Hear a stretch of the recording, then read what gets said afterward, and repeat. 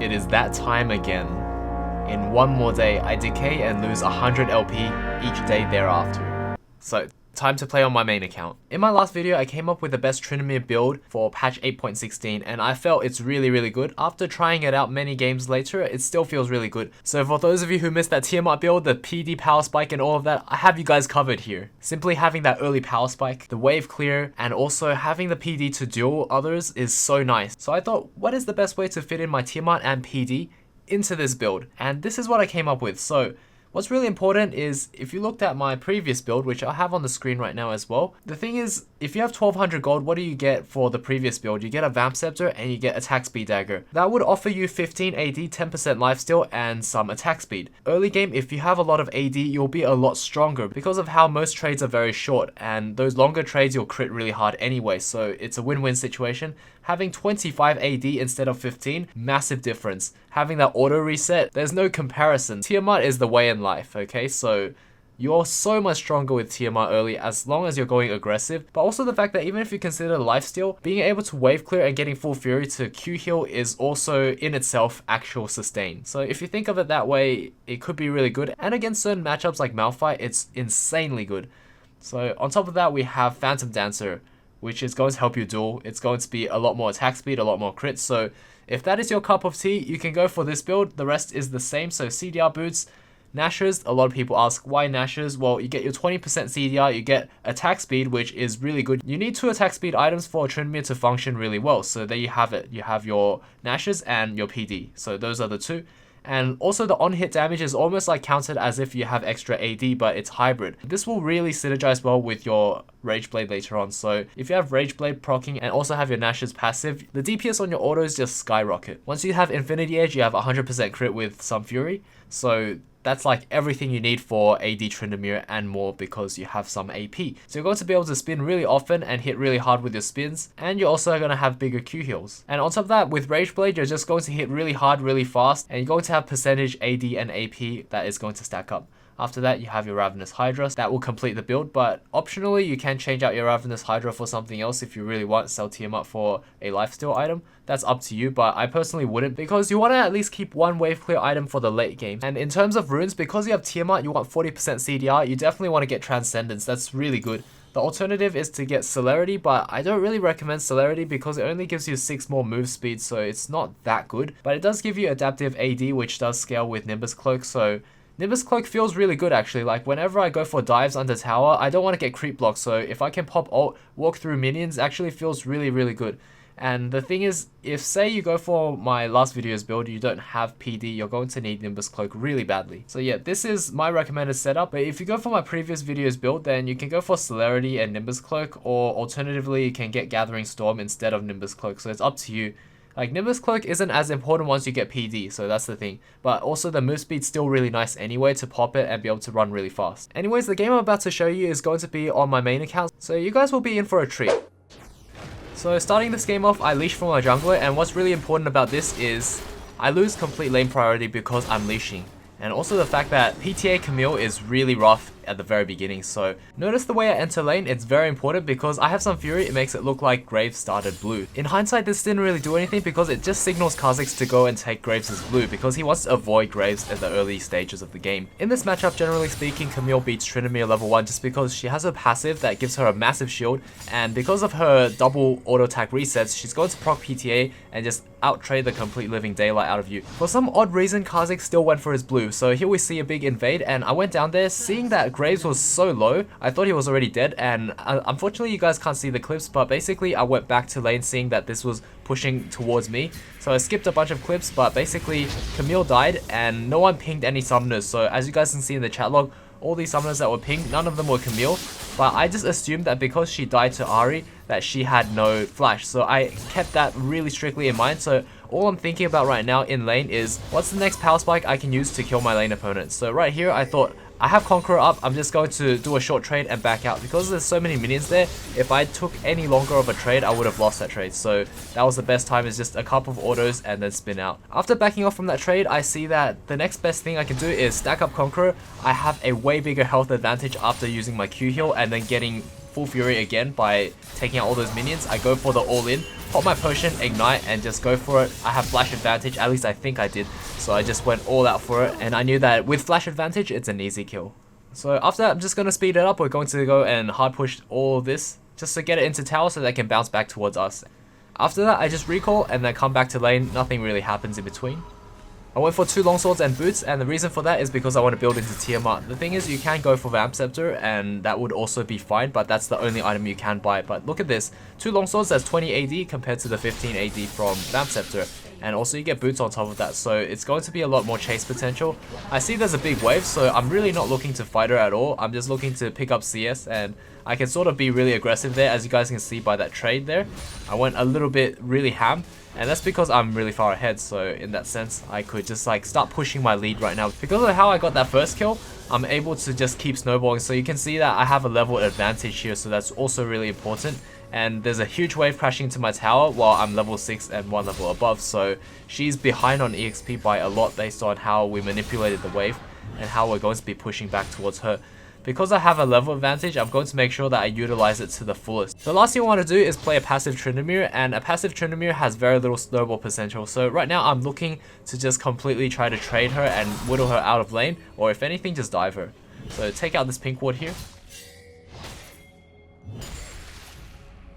And now all I'm looking to do is just to push this wave, crash it into the tower, and then it'll reset back to me. But if I see her walk up into spin range, I'm going to go for those trades. Because if I could get her low enough, the dive is going to be a lot easier. Generally speaking, if you're level 6 and the enemy is level 5, you should always look for a dive. I was a little too keen there, took a tower shot, but it doesn't really matter because all I'm doing is just trying to stack up that Conqueror, and then the first hit I do, I proc Conqueror and just go all in.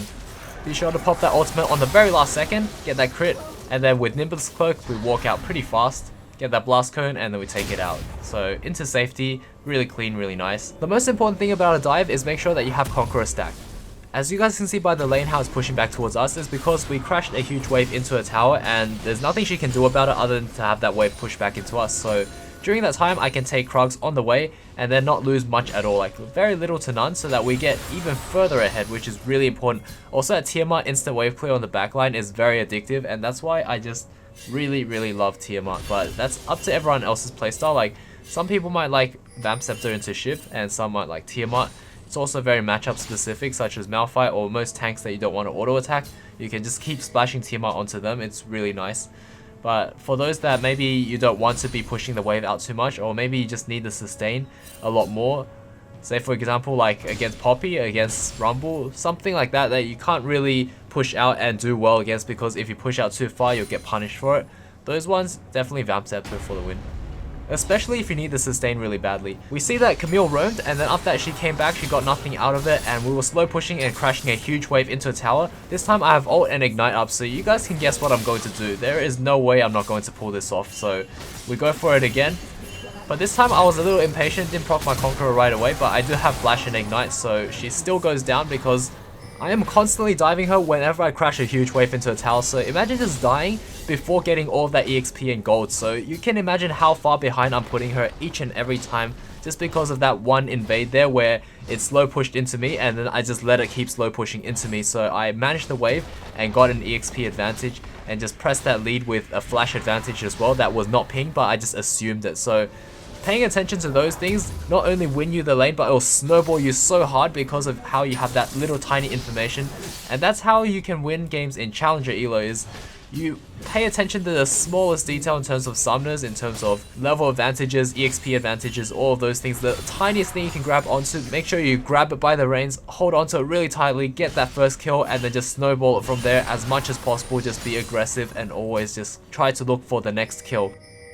But make sure you play it really smart. Have the experience and the game knowledge you need to make sure that you don't just int, you make sure that you are able to get those kills. The main trick for Tryndamere all-ins is that if you're lower health, you have more AD. If you have Conqueror stacked up, it's a really good time to go in, and make sure that your Fury is high. If you have ult, then you can pull off some amazing all-ins that you might think that you'll never have a chance to. Especially with Ignite and Flash, you can pull off some insane plays.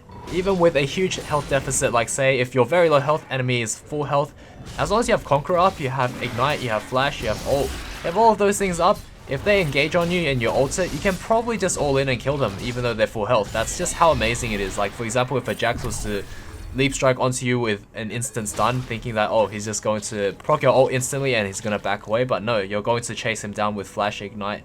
You have Conqueror proc and you have your ult running. So those are the things that really catch people off guard, and only the very confident Tryndamere mains will be pulling this off. So as you guys can see from this macro decision, I went from Rift Herald and then I was thinking of hovering towards top, but then I see that Ahri roam bot. And what's really important about roaming bot is that it gives you another lane to take. So I took Rift Herald, it's a free open mid lane. So what I'm going to do is drop this Rift Herald, instant clear it with Tiamat, just push really hard while there's a lot of action happening at bot lane, and my bot lane's doing a really good job by keeping them from recalling and coming up towards mid.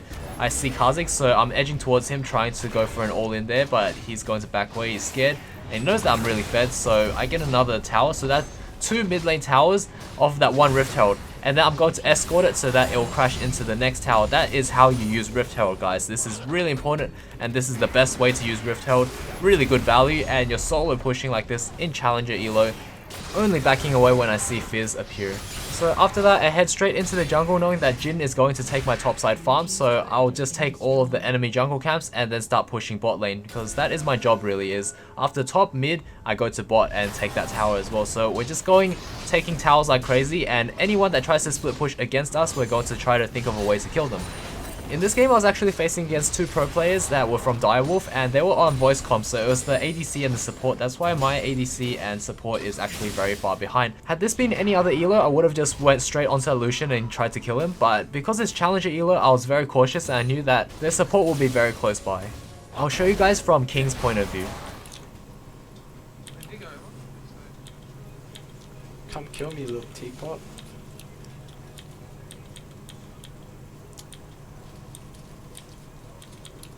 He's goddamn genius. He's not goddamn. Oh, he got it. Flash.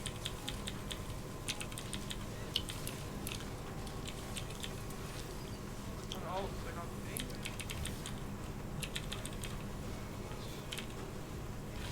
So yeah, my gut instinct was 100% correct, but I did not expect Camille to be there, to be very honest with you. And I also juked out Brom's Q, so I knew that I was 100% safe if Camille was not there.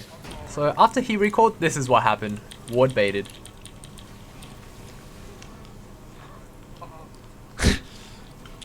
So after respawning, I head straight to bot lane and try to clear out those minions. Because they were already at the tower, I didn't go for Gromp on the way.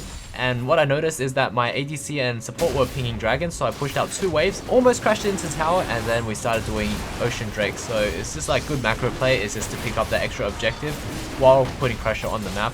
And after that, I return back towards my lane. I knew that Camille will be roughly in this spot, so I go for minions first just so that I can start stacking up Conqueror.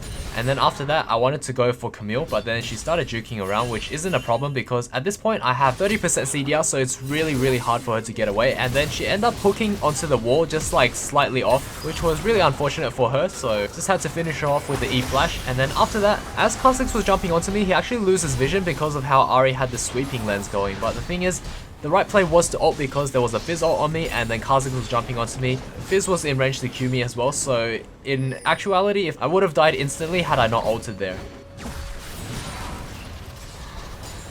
After the Camille catch, we decided to go straight for the tower, and what I didn't notice was that there was actually a really good engage by Braum.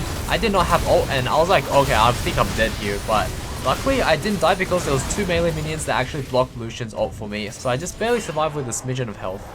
After recalling, you can see that Ahri's going top, our ADC and support. Our ADC and support is at bot lane, so the only lane I could go to soak up EXP and gold is in mid lane, so I decided to go and push that one out. Because I have Transcendence in my runes, I actually have 40% cooldown reduction right now with these items, so it's very hard for them to catch me. I'm pretty much spinning around the map like AP Tryndamere, but also the fact that my Q, my W, and also my ult is on a very short cooldown, so it feels really good. Like, this build feels so good, and you get the max CDR really early on. So I really like this setup, I'm really enjoying it. At this point in the game, I'm looking at the map and I notice that there's a lot of action happening at mid lane, so I'm deciding to push this one in. At the same time, I'm looking for a kill opportunity onto Fizz, so I'm just trying to like fight him and then maybe bait out his E so that I can just go on him again. But instead I baited out his ult, so that was really interesting. And then I decided to just heal it up because, you know, I have AP, so I'm actually healing like insane amounts.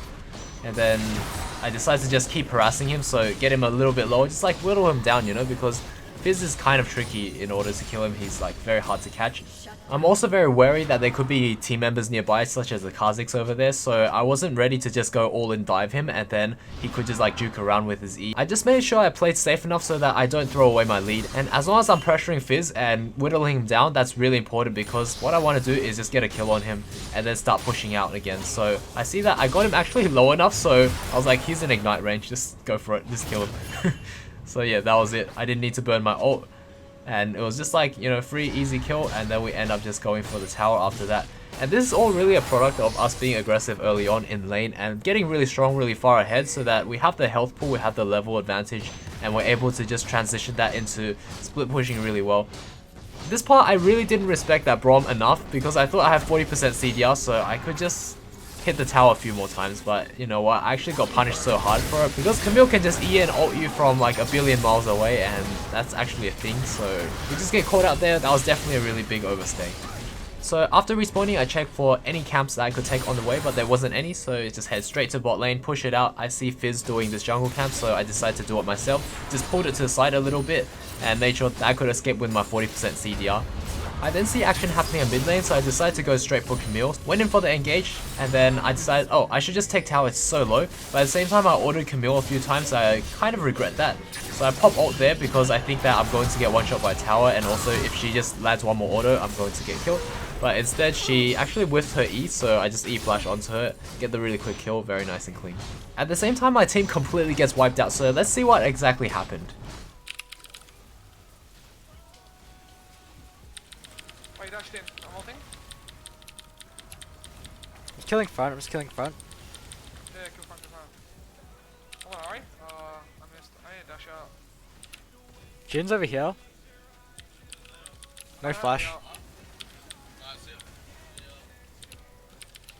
Oh shit. I'm attacking, alright? No flash, no flash, no flash. I'm alive, I'm alive. Move Baron. Move the Baron, right? We have to. We got to goddamn do this! Oh, don't die. Oh, let me do it. Ah, I'm gonna do it really slowly. I think I have to start tanking. Oh shit, hot Chelly! Wait, can we...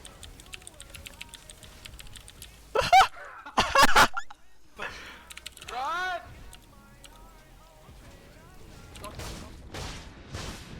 So yeah, as you guys saw, while I was beating with this inhib, they were taking Baron, and also Sign was on his way over. But then Fizz came over. I actually did not know what cooldowns he had, and apparently he actually has ult up, so it wasn't a very wise choice to fight him, I don't think. But he did not have Ignite or Flash, so there was a very good chance that with my Ignite, I could actually kill Fizz, just because of how far ahead I am. One thing to know about these pro players is that they did climb really high in the Korean Challenger solo queue ladders, so these guys are actually very good players.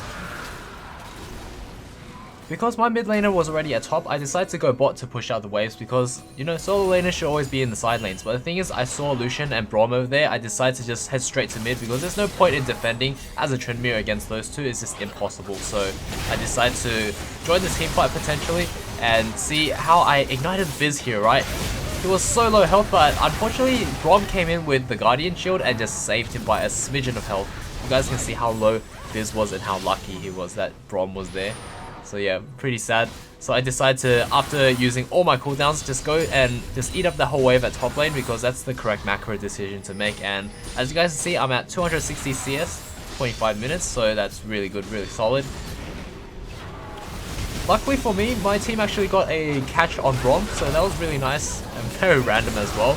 And this actually enabled us to go and siege the inhib turret. I have to say that Ari is the MVP here because she actually charmed mid-dash on Fizz's Q and then we get a free kill just like that. So probably a few question mark things going on there. Camille decides to recall instead of pushing. What's really silly is she does not have a Tiamat, and that is so essential in her build. Also, Ari is being a beast again and yet gets another catch with ult and charm. So this game is going to be closed out very soon, but we do end up just cleaning up the Camille to the back, and then after that take out inhib, and they decide to call for a recall. But the thing is, I was ready because I had ult and I have flash. I was ready to just dive Lucian and Braum if they actually kept going, because I think we had a very good chance of diving and finishing them all off since we had all 5 members up and they had a very long respawn time. So anyways, we decided to just reset and I start pressuring bot lane.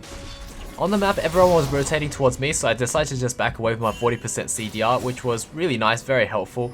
and it means I can just like dash in and out and just take all the jungle camps and be everywhere on the map. It's just so nice. And after that, get red buff, decide to just kill Fizz. Because I'm so far ahead, I have so many items, and Fizz doesn't even have Zhonya's yet, so I can just shred through him like paper. After that, 40% CDR, just chase down this Camille, not a problem. No matter what she did, she was dead anyway because of how she has, what, 20% CDR, we have 40%, there was no way she was getting away from us. And also, our W is up so often that we can just spin and W, so she just can't get away. And then, yeah, shortly after that, we just decide to chase down Lucian, but the thing is my ult's already up, so there was no chance of him killing me either way. And after Lucian dies, we just go straight for the victory march, straight onto the Nexus turrets, onto the Nexus as well, and then we just end off the game with my ultimate.